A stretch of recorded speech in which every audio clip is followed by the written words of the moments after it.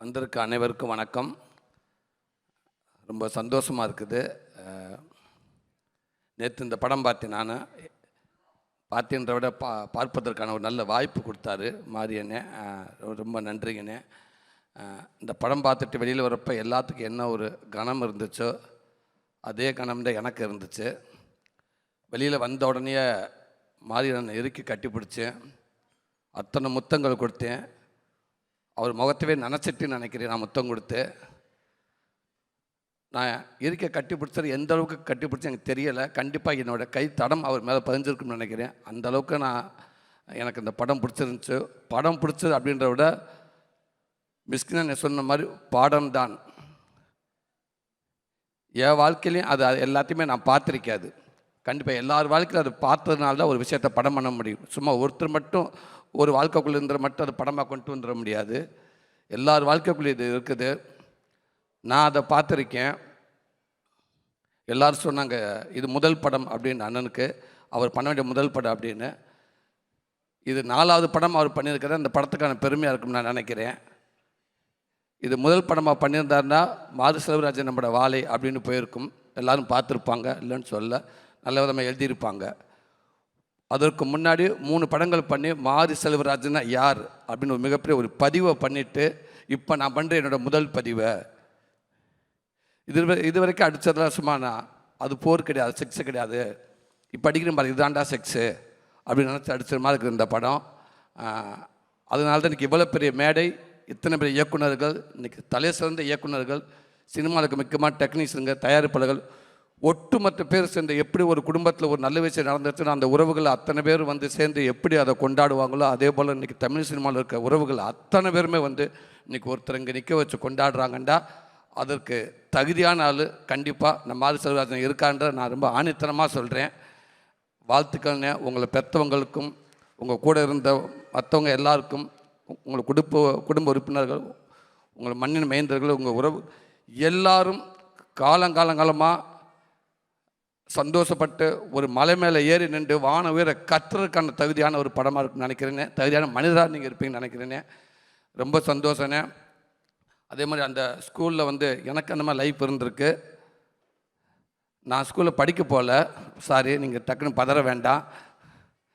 எங்களுக்கு அந்த மாதிரி நானும் லவ் பண்ணியிருக்கேன். அந்த டீச்சர் இல்லை, அந்த டீச்சர் கொண்டு ஒரு டிஃபன் பாக்ஸை, அந்த டீச்சர் டெய்லி வந்து நல்ல சாப்பாடாக கொண்டு வருவாங்க. அந்த டீச்சர் அம்மா வந்து அந்த எல்லாத்துக்கும் ஒரு தெரியாதனமும் ஒரு உருண்டையை கொடுத்துட்டாங்க. சாப்பிட்றப்ப எல்லா பேரும் கை நீட்டிகிட்டு இருப்பானுங்க. நாங்களும் கை நீட்டிக்கிட்டே கொடுத்துட்டே இருப்பாங்க. ஓரளவுக்கு அந்த அவங்களுக்கு தேவையானவோ மற்ற எல்லாத்துக்கும் கொடுத்துருவாங்க. இப்போ பார்த்தாங்க என்ன ரொம்ப போச்சு. அதுக்கப்புறம் ஒரு ஸ்டேஜ் அந்த அம்மாவுக்கு சாப்பாடு இருக்கா, டீச்சருக்கு எல்லா சாப்பாடையும் கொடுத்துருவாங்க.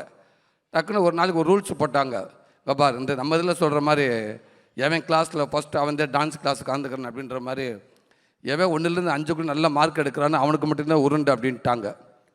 அதுக்கப்புறம் நமக்கு உருண்டைக்கு ரொம்ப தூரமாகிடுச்சு, சாப்பாடு ரொம்ப தூரமாகிடுச்சு.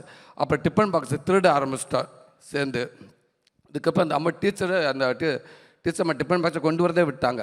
ஸோ இந்த மாதிரி ஒரு நல்ல வேலைகள், நல்ல பதிவான வேலைகள் தான் நாங்களாம் பண்ணியிருக்கோம். பரவாயில்ல. அந்த தம்பியாவது வந்து நான் வேலைக்கே போக மாட்டேன், என்னை பள்ளிக்கூடத்துக்கு அனுப்பு அப்படின்னு சொல்கிறாங்க.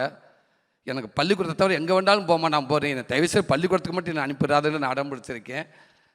இன்றைக்கி அதை அவ்வளோ அழகாக, அவ்வளோ சுவாரஸ்யமாக, சூப்பராக சொல்லி ரசிக்க வச்சு, சிந்திக்க வச்சு, அப்படியே கொஞ்சமாக வந்து அப்படியே வந்து நம்ம வாழ்க்கைக்குள்ள தள்ளினீங்க பாருங்கள். நடக்கக்கூடாத ஒரு சம்பவம் நடந்து இவ்வளோ இன்னலில் இருந்து ஒரு மனுஷன் இவ்வளோ தூரம் கடந்து வந்து இன்றைக்கி வந்து நின்றக்காரன்றப்ப கும்பிடுவதற்கு கைகள் பத்தாதுனே. உண்மைக்கேனே அத்தனை கைகள் இருந்து அவளும் கும்பிடணும்னே. எவ்வளோ கஷ்டத்தை தாண்டி வந்திருக்கீங்க. ரொம்ப பெருமையாக இருக்குண்ணே, ரொம்ப சந்தோஷமாக இருக்குதுண்ணே. இந்த படத்தில் ஒர்க் பண்ண அத்தனை பேருக்கும் சரி, சந்தோஷ் நாராயணனே வாழ்த்துக்கண்ணே. ரொம்ப சிறப்பாக பண்ணியிருந்தீங்கண்ணே. நிறைய இடத்துல ரொம்ப பிரமாதமாக பண்ணியிருந்தீங்கண்ணே. அதே நேரத்தில் தேனி ஈஸ்வரண்ணே, நான் வெண்ணிலாக்கு அப்படிக்குள்ளே பண்ணுறப்போ முதல் கேமராமேன் நான் சினிமாவில் நான் அவரை பார்த்தது அவ்வளோ அற்புதமாக இருந்துச்சுண்ணே. சொல்லிக்கிட்டே போகிறேண்ணே, அவ்வளோ ஷாட்டுனேன், அவ்வளோ ஷாட் இருக்கு. இந்த படத்தை ஆரம்பித்த எண்டு வரைக்கும் நான் சொல்லிக்கிட்டே போயிடுவேன். ஏன்னா இந்த மாதிரி படங்களும் நான் சொல்ல முடியும். கௌதம் வாசுதேவன் சார் மாதிரி படங்களை என்னால் சொல்ல முடியாது. ஏன்னா அதில் வந்து அந்த ஒரு ஸ்டைல் வேறு. ஆமாம், அதுக்கு எனக்கு ரொம்ப தூரமாக இருக்குன்னு. ஆனால் இதில் அப்படியே கவிதையாக இருந்துச்சு.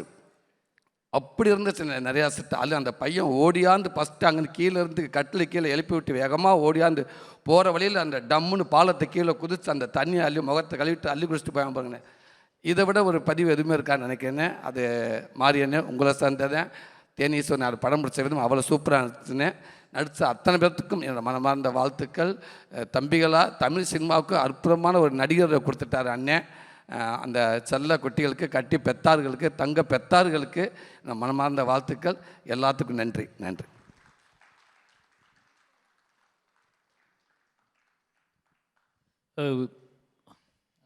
ரொம்ப நன்றிண்ணே. 23 யோசிச்சு பார்க்கவே முடியாத விஷயந்தான். ஏன்னா அண்ணனோட கொட்டுக்காளி ரிலீஸ் ஆகுது. நானும் கொட்டுக்காளி பார்த்துட்டு அவரும் வாழையை பார்த்துட்டு ரெண்டும் ஒரே நாள் பார்த்தோம். அண்ணன் வந்து வாழையை பார்த்துட்டு போனார். அதுக்கப்புறம் நான் கொட்டுக்காளி உட்காந்து பார்த்தேன். அதே ஸ்க்ரீனில் அதே தேட்டரில் அதே சீட்டில் உட்காந்து நான் பார்த்தேன். அவர் பார்த்துட்டு வாழையை பார்த்துட்டு கட்டி பிடிச்சிட்டு போகிறாரு. அவர் போனதுக்கப்புறம் நான் கதவை பூட்டிட்டு கொட்டுக்காளி பார்த்தேன். ரொம்ப என்ன சொல்கிறது, ரொம்ப பெருமையாக இருக்குது, சந்தோஷமாக இருக்குது. கொட்டுக்காளியை மறந்துட்டு அவரை என்னை கட்டி பிடிச்சதும், நான் வாழையை மறந்துட்டு அவரை கட்டி பிடிச்சதும் ரொம்ப ஒரு முக்கியமான வேலையாக நான் பார்க்குறேன், முக்கியமான விஷயமாக பார்க்குறேன். ஏன்னா அவருக்கு அவ்வளோ ப்ரொமோஷன் வேலைகள் இருக்குது. கிட்டத்தட்ட வந்து ரொம்ப நேரமாக உட்காந்துட்டு இருந்தார். அது எனக்கு உண்மையிலே ரொம்ப சந்தோஷமாக இருக்குது. இப்போ சிவகார்த்திகேயன் அவருமே வந்து வாழையை வந்து என்னை கூப்பிட்டோன்னே அதே டேட்டில் தான் ரிலீஸ் ஆகுது 2 படமுமே. அவர் எனக்கு ப்ரொமோட் பண்ணி கொடுத்துருக்காரு, என்னை பேசி கொடுத்துருக்காரு. வினோத்து அவன் வந்து எங்கே சுற்றிட்டு இருக்கான்னு தெரில, வரல. ரொம்ப நிச்சயமாகவே எனக்கு ரொம்ப சந்தோஷமாக இருக்குது. 2 படமும் ஒன்றா வருது அப்படிங்கிறதுல வந்து 2 படம் ஒன்றா டேட்டு போடும்போதே அடிக்கடி பேசிகிட்டு இருக்க ஆட்கள் தான். நாங்கள் அடிக்கடி பேசிகிட்டு இருக்க ஆட்கள் போது வாழை ரிலீஸ் ஆகுது, கொட்டுக்காளி ரிலீஸ் 2 பேரும் 2 படமும் ஒன்றா ரிலீஸ் ஆக வேண்டிய படம் அப்படிங்கிற மாதிரி தோண ஆரம்பிச்சிருச்சு. ஒரு கட்டத்துக்கு மேலே 2 ஒன்றா வந்தால் இன்னும் பெட்டராகும் தோண ஆரம்பிச்சிருச்சு. அப்படி தான் வாழையும் கொட்டுக்காளியும் வருது. நிச்சயமாக வாழையும் எழுதக்கூடிய கைகள் எல்லாமே கொட்டுக்காளியும் எழுதுனா ரொம்ப சந்தோஷமாக இருக்கும். கொட்டுக்காளியும் எழுத கைகள் எல்லாம் வாழையும் எழுதுனா சந்தோஷமாக இருக்கும். ஏன்னா 2 பேருமே சாதாரண மண்ணிலிருந்து புடுங்கி எடுத்துகிட்டு வந்த கதைகள். ரொம்ப ரொம்ப அடிப்பட்ட மண்ணிலிருந்து வினோத்துங்கிறவன் இன்னும் வினோத்ராஜ் அப்படிங்கிறவன் இன்னும் என்னை மாதிரியே அவன் இன்னும் பிடுங்கி எடுத்துகிட்டு இன்னும் சொல்லப்படாத கதைகள் நிறைய வச்சுருக்கான். வினோத் அங்கேருந்து பிடுங்கி எடுத்துகிட்டு தான் கொட்டுக்காளியை கொண்டு வந்திருக்கான். யோசிச்சு பார்க்கும்போது இது கோயின்சிடென்ட் மாதிரி தான் நடக்குது. ஆனால் 2 பேருமே நிச்சயமாக சொல்கிறா அண்ணனோட நடிப்பு. நெல்சன் சொன்னாப்புல, நெல்சன் கொட்டுக்காளியும் பார்த்துட்டாப்புல. இப்போ வாழையை பற்றி நெல்சன் இப்படி பேசினார்ல, கொட்டுக்காளியை பற்றி நெல்சன் பேசினா எப்படி இருக்கும் யோசிச்சு பாருங்க. நெல்சன் சொன்னாப்புல என்கிட்ட, தலைவா படம் பார்த்தீங்களா கொட்டுக்காளின்னு கேட்டாப்புல. நான் வந்து இல்லை என்னமோ தான் பார்க்கணும் அப்படின்னு. இந்த ஆட்டோக்குள்ள ஒரு சீன் நடிச்சிருக்காப்புல சூரி அப்படின்னாப்புல. என்னாச்சு அப்படின்னா நலுக்குன்னு மிதிக்கிறாப்புல. அப்போ தான் கூப்பிட்டு கேட்டேன், இது வந்து ஆர்டிஸ்டாக இருக்காதோ ஆட்டோக்குள்ள உட்காந்துக்கிறது ஃபுல்லாக. அதே மாதிரி டைரக்டர் வினோத்தில் கூப்பிட்டு கேட்டேன், இதெல்லாம் ஆர்டிஸ்டான்னு கேட்டால் இல்லை அது எங்கள் ஊர் சொந்தக்காரங்க அப்படின்னாரு. சொந்தக்காரங்களை கூட்டி வந்து மிதிக்கிறது தான் வேலையாகும் 2 பேர்த்துக்கும் அப்படின்னு கேட்டார். ஏன்னா வாழையிலையும் அதே தான், எல்லா கஷ்டத்தையும் எங்கள் சொந்தக்காரங்க தான் அனுபவிச்சாங்க. அது ஏன்னு அவருக்கு தெரியும். அவ்வளோ மிதிக்க முடியாது அடுத்தவங்கள. இதுனா நம்ம சொந்தக்காரங்களாம் நல்லா மிதிச்சிடலான்னு சொல்லிட்டு அண்ணன் மிதிக்கையிலே தெரியும். ரொம்ப அற்புதமான நடிப்பு அண்ணன் நடிப்பு. நான் கொட்டுக்காளி பார்த்து யார்ட்டையுமே பேசுகிறேன். நான் கொட்டுக்காளி நேற்று முடியும் போது 3 மணி என் படம் பார்க்கும்போது நான் ஸ்டேஜில் பேசிக்கலான்னு விட்டேன். ரொம்ப ஒரு பெருமைப்படக்கூடிய ஒரு படைப்பாக அந்த படம் இருக்கும். நிச்சயமாக அந்த 2 படமும் ஒன்றாவது எனக்கு ரொம்ப சந்தோஷம். நிச்சயமாக அந்த 2 படமுமே தமிழ் சினிமாவுக்கு ஒரு முக்கியமான படங்களாக இருக்கும். ரொம்ப நன்றிண்ணே. தேங்க்யூ. அண்ணே அப்புறம் ரஞ்சித் அண்ணே, உங்களுக்கும் தங்களான் டீம் எல்லாருக்கும் என்ன மனமார்ந்த வாழ்த்துக்கண்ணே. ரொம்ப சந்தோஷமாக இருக்குண்ணே. காரில் உட்காந்து போகிறப்ப 1000 போஸ்ட்டுகள் பார்த்தாலும் இந்த மாதிரி போஸ்ட்டை பார்க்குறப்ப நாங்களும் உலக சினிமாக்கிட்ட இருப்போம்டா, எங்களாலையும் படம் பண்ண முடியும்டா அப்படின்ற உங்கள் போஸ்ட்டு காட்டிக்கிட்டே இருக்குண்ணே. உங்களுக்கும் விக்ரம் அண்ணனுக்கும் டீம் எல்லாருக்கும் வாழ்த்துக்கள்ங்கண்ணே. நன்றிங்கண்ணே. Thank you sir. 2 பேருக்குமே எங்களுடைய வாழ்த்துக்கள்.